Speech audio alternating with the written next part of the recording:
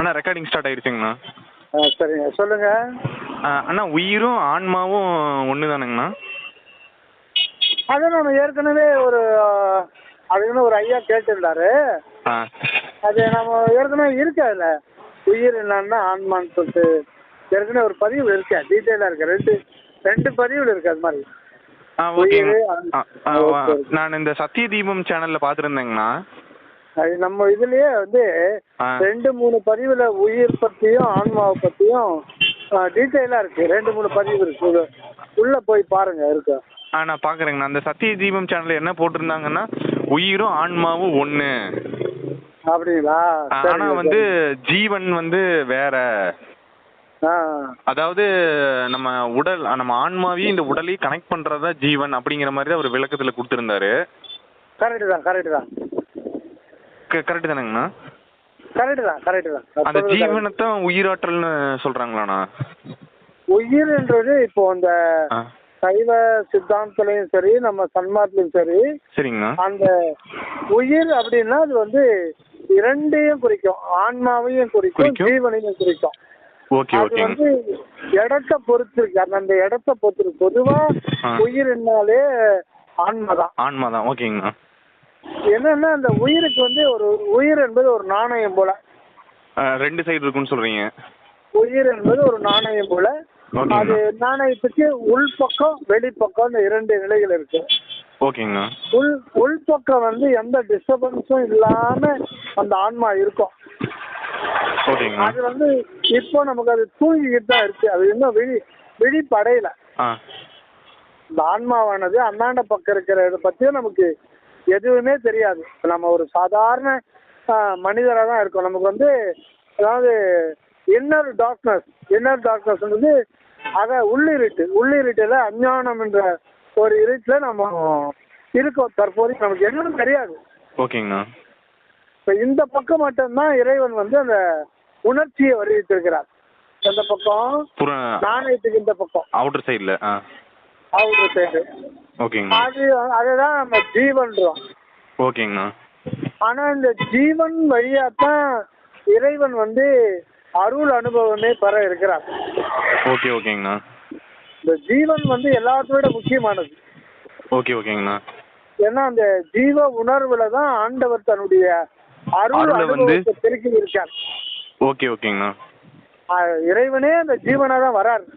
இதுதான் அந்த ஜீவசமாதியோட வீடியோல இந்த விளக்கம் தாங்க நீங்க கொடுத்துருப்பீங்க. இல்ல அந்த சப்ஜெக்ட்டுக்கு போகாதீங்க, அந்த சப்ஜெக்ட்டுக்கே போகாதீங்க. இப்ப நம்ம ஜீவன் உயிரை பத்தி நம்ம பேசும்போது அந்த சப்ஜெக்ட் குழப்பமாயிடும். ஓகேங்கண்ணா. அது வந்து அது ஒரு ரூட்டை பத்தி, அது நமக்கு இப்ப தேவையில்லை. ஓகேங்கண்ணா. இப்போ என்னன்னா அந்த ஒரு ஜீவன் அது ஒரு உணர்வு, ஜீவ உணர்வு. ஓகேங்கண்ணா. அதுதான் அருள் சக்தி, இறைவனோட அருள் சக்தி. ஆமா, அந்த இறைவனே அந்த ஜீவனா வரார். ஓகேங்கண்ணா. ஜீவன் சிவஸ்வரூபம் என தெரி. ஜீவன் தான் இறைவனுக்கு சொரூப நிலையை கொடுக்கறது ஜீவன் தான். ஓகேங்கண்ணா. அது இறைவனுக்கு சொரூபம் எதுன்னா ஜீவன் தான் சொரூபமா இருக்கு. ஓகேங்கண்ணா. சரி, அப்படின்னா ஆன்மா வேறவா அப்படின்னா அப்படி இல்லை. அதாவது அது எப்படின்னா இப்போ ஒரு மனிதன் எதுனா தலை, உடம்பு, கால் 3 இருக்கு இல்லைங்களா? ஆமாங்கண்ணா. 3 சேர்ந்தாதானே ஒரு மனிதன் ஆக முடியும், ஒரு உடல் ஆக முடியும். ஆமா. ஒரு கால்ன்றது அடிப்பகுதி. காலே இல்லாத வாழ்க்கை நடத்த முடியுமா? அவனால ஒரு பிரயோஜனம் இல்லை. அவன் எல்லாத்துக்குமே பிறருடைய உதவிதான் எதிர்நோக்கணும்.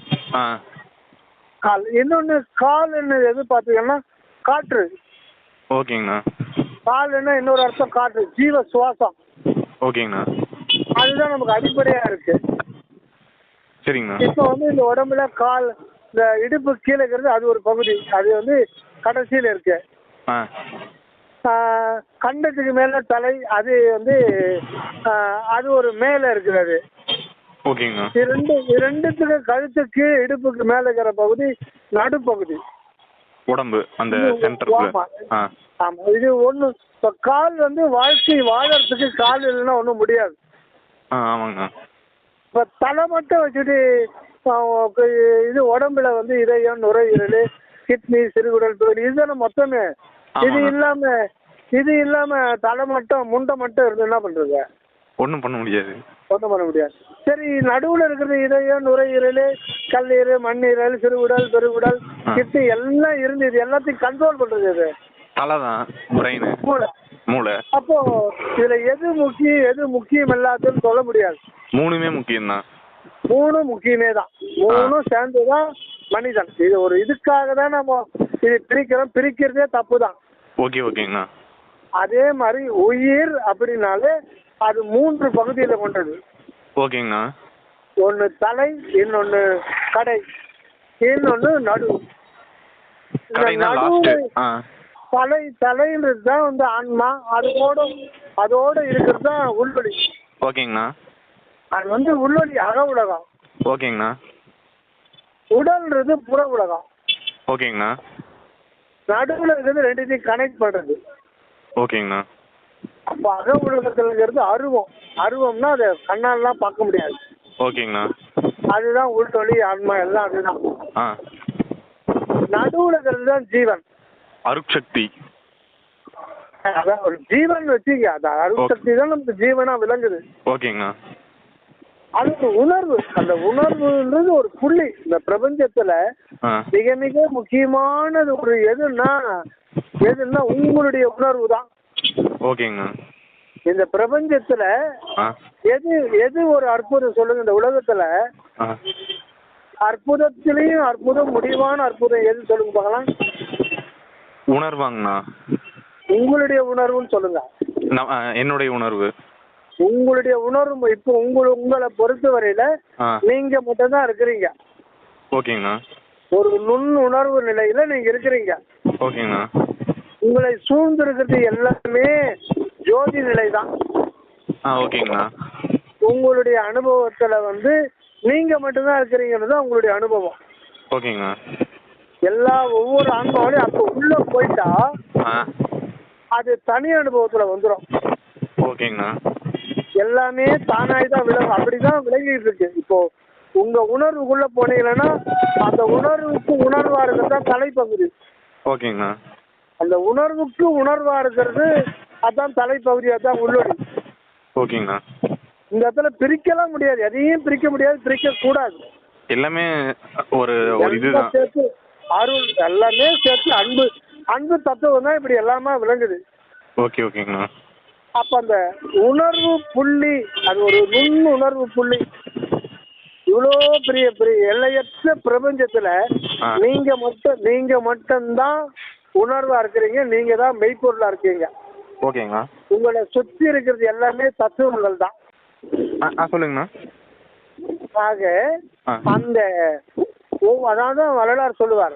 அதாவது எங்குமாய் விளங்கும் சிற்றவை இடத்தே இது அது என உரைப்பரிதாய் தங்குமோர் இயற்கை தனி அனுபவத்தை தந்து என்னை தன்மயமாக்கி பொங்குமோர் ஆனந்த போக போக்கியனாய் புத்தமுது அறுத்தி என் உலகே அங்கையில் கனி போன்று அமர்ந்தருள் புரிந்த அருட்பெருஞ்சோதி என் அரசு. இதுல என்ன சொல்றாரு? எங்குமாய் விளங்கும் சிற்றவை. அந்த சிற்றவை தான் இப்ப உங்களுக்கு உணர்வு. இப்ப நீங்க வந்து ஜீவனு ஆன்மா அதெல்லாம் பிரிக்க கூடாது. அது அந்த அண்டர்ஸ்டாண்டிங் கட்ட போயிடுச்சு. ஓகேங்கண்ணா. இப்ப நீங்க ஒரு உணர்வு. ஓகேங்கண்ணா. அந்த உணர்வு எதனால் நிரம்பி இருக்குதுன்னா அன்பு என்கின்ற ஒரு இருப்பினாலையும் அதன் தன்மையாகிய அருள் என்கின்ற தன்மையோடு சேர்ந்ததுதான் உங்களுடைய உணர்வு. சரிங்கண்ணா. உங்களுடைய உணர்வு beingness and its continuous experience. Experience அதாவது அருள், அது அன்புன்றது ஒரு இருப்பு. அது வந்து இயற்கையாக இருக்கிற ஒரு நீதி. ஓகேங்க. அதுதான் நீதியிலே சன்மார்க்க நிலைதனிலே நிறுத்தமிடும் ஒருத்தர் அவர்தானே நீதியிலே அருளானல் செய்கின்ற தருணம் இது தோழி அப்படின்றார். நீதி நம்ம நீதிமன்றம் கேள்விப்பட்டிருக்கோம். நீதி அரசர் சொல்றோம். அங்க எதிர்த்தரப்புல வழக்கு போடுவாங்க. அவர் நியாயத்தை வழங்குவார். அது புற நீதிமன்றம்.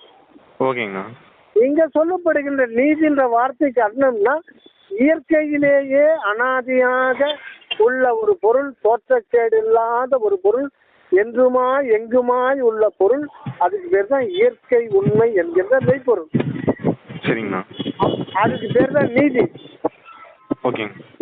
அதுதான் எங்கேயும் இருக்கு, அகண்டமா எங்க இருக்கு. சரிங்கண்ணா. அது என்ன பண்ணுது, அந்த இடத்துல அதுக்கு வாழ்வு நிலை கிடையாது, அதுக்கு அனுபவம் கிடையாது. ஓகேங்கண்ணா. அதை அப்படியே முழுமையா கொண்டு வந்து ஒரு சுருக்கிறது, அகண்டத்தை சுருக்கி அணுவா மாத்துது.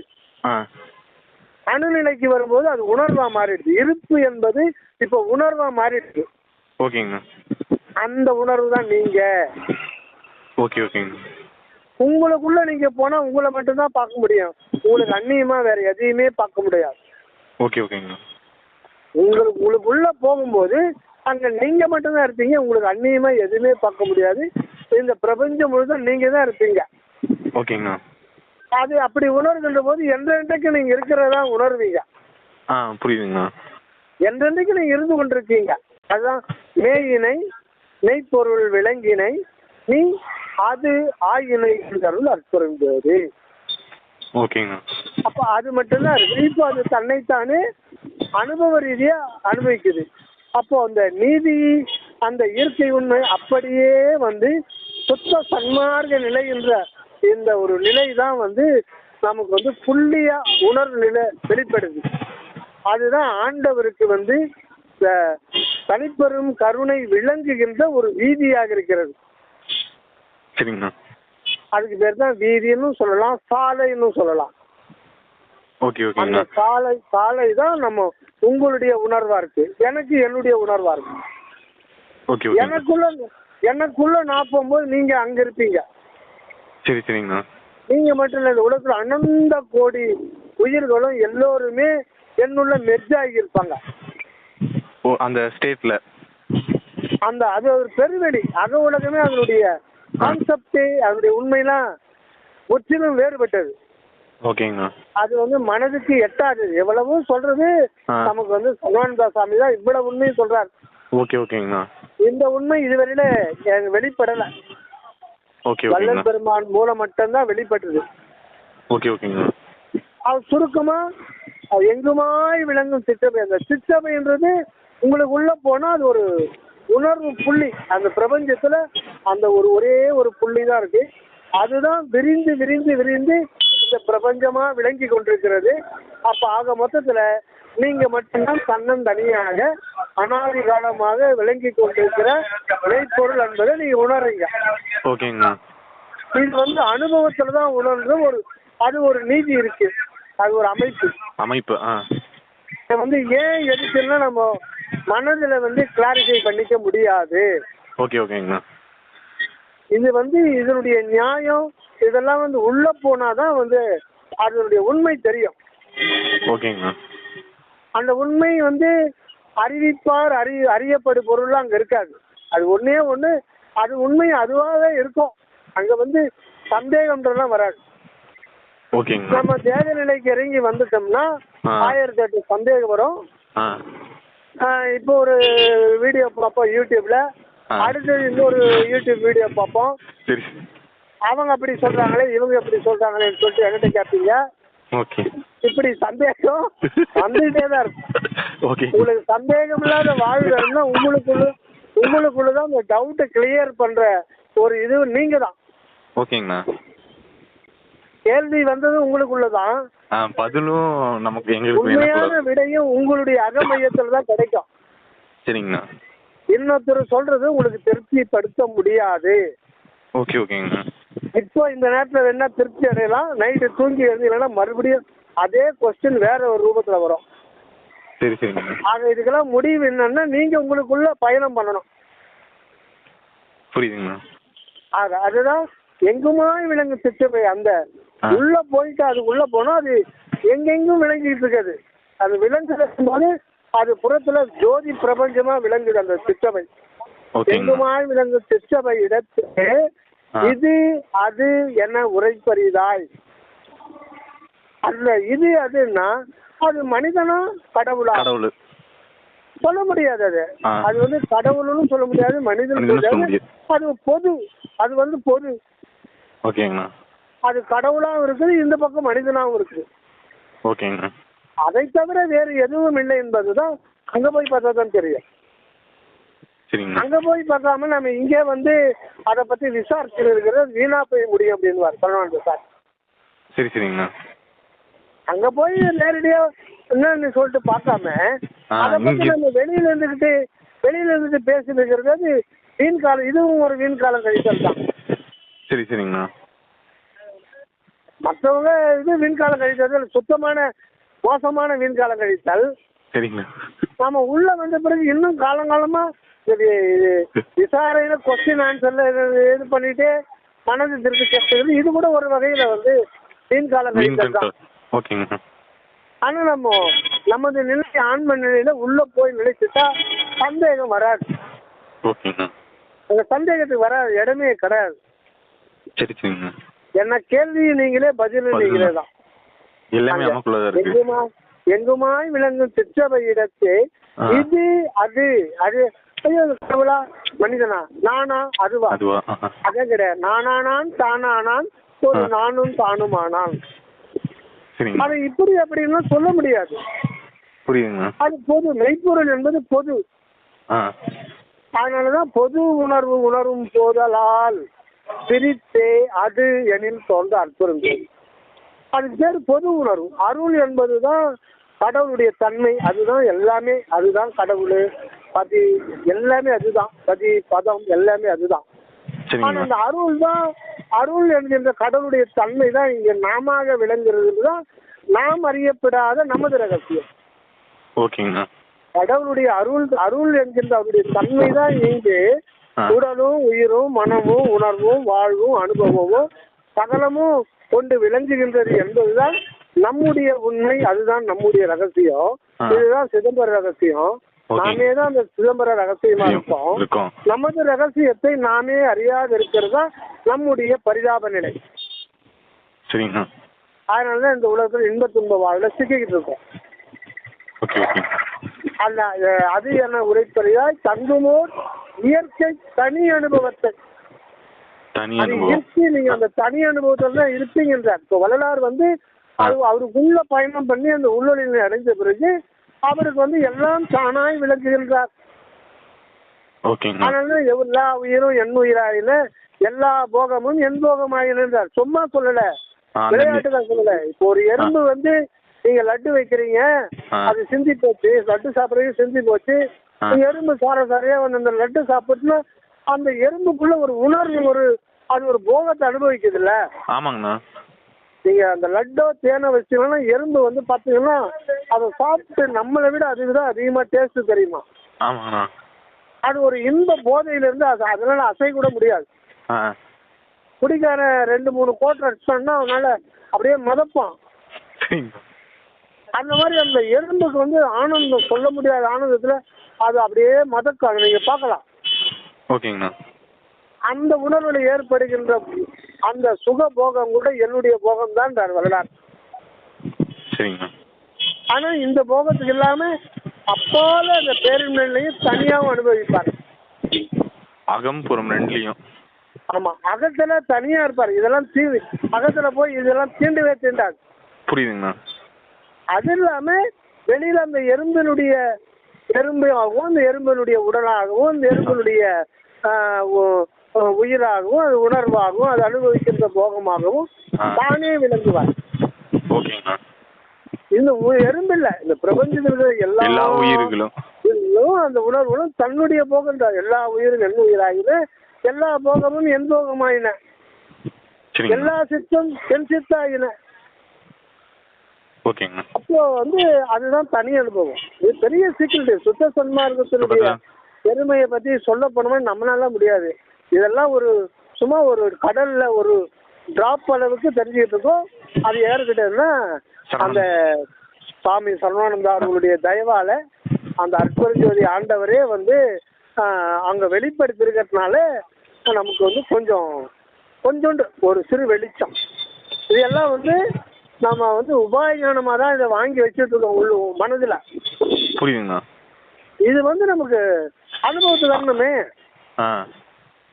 இல்லையா? அனுபவத்துக்கு வந்தா தானே இது அந்த எக்ஸ்பீரியன்ஸுக்கு வரணும்னு சொல்றீங்க. அதான் இயற்கை தனி அனுபவத்தை தந்து என்னை தன்மயமாக்கி, தன்மயம்னா அற்பெருஞ்சோதி ஆக்கிட்டார். ஆக்கிட்டாருன்னா புதுசாக ஆக முடியாது, அந்த லெவலுக்கு கொண்டு வந்துட்டாரு. ஆல்ரெடி நம்ம அற்பெருஞ்சோதி உண்மையிலிருந்து தான் விளங்குறோம். ஓகேங்கண்ணா. ஆனா அந்த ஜீவ நிலையில சுய அனுபவத்துல தெரிஞ்சுக்கணும். சரி சரிங்கண்ணா. அதுதான் முக்கியம். அதுதான் இயற்கை தனி அனுபவத்தை தந்து என்னை தன்மயமாக்கி பொங்கும் ஆனந்த போக போகியனாய் புத்தமுதருத்தி என் உலகத்தை கையில் கனி போன்று அமர்ந்து அருள் புரிந்து அற்பெருஞ்சோதி எல்லாரும். அம்னா ஆ ஊ இன் ஓம். அந்த ஓம்ன்றது தான் நம் பிரணவ நிலை. அதுதான் ஜீவன் தான் அந்த பிரணவ அற்புரகாச வடிவமா மாறிடுது. ஓகேங்கண்ணா. அங்க இல்லை, நம்ம இந்த கை இல்லை, கை. அம்முன்னா ஆ ஊ இம் என்ற அந்த ஓங்கார பிரணவமாகிய அந்த நிலையில தான் வந்து எல்லா அனுபவம் ஒரு கிடைக்குது. அதுதான் ஓமைய திருவுரு ஓப்புடன் அளித்தனக்கு ஆமைய தடை தவிர அற்பெருஞ்சோதி தேவியுற்று ஒளிர் தரு திரு உருவுடனது ஆவியில் கலந்துள்ள அற்புதம். ஆவின்னா ஜீவன். ஓகேங்கண்ணா. தேவின்னா அருட்சக்தியாகிய அன்னை. சரிங்கண்ணா. அதுதான் தனிப்பெரும் கருணை, அந்த கடவுளுடைய தன்மை. அதுதான் தேவி. தேவி உற்று அவனுடைய ஆண்டவருடைய தனிப்பெரும் கருணை வந்து அந்த ஜீவன்ல நிறைந்து நிறைந்து நிறைந்து விளங்கிடுதான். தேவியுற்று ஒளிர் தரு திரு உருவுடனது ஆவியில் கலந்துள்ள அற்பெருஞ்சோதி. அவர் ஆவியில் அந்த அற்பெருஞ்சோதி கலக்கின்ற போது அது வந்து பிரணவ தேகமா அற்புரகாச வடிவமா ஓங்கார வடிவமா மாறிடுது. சரிங்கண்ணா. சரி, ரெக்கார்டிங் பண்ணியிருக்கீங்களா? அண்ணா ரெக்கார்டிங்ல தான் இருக்குங்கண்ணா. அப்படியே ஆஃப் பண்ணிட்டு உங்களுக்கு சென்ட் பண்ணுவாங்கண்ணா. 2 ரெக்கார்டிங் வந்துருதா? ரெண்டு ஃபோல்டரா இருக்கும், ரெண்டையுமே உங்களுக்கு சென்ட் பண்ணிடுறேங்கண்ணா. ரெண்டுத்தையும் இதில் அனுப்பிச்சுருங்க, டெலகிராமில் அனுப்பிச்சுருங்க. டெலகிராம்லையா? சரி, நான் அனுப்புகிறேங்கண்ணா. ஓகே. சரிங்கண்ணா, நன்றிங்கண்ணா. தயவு.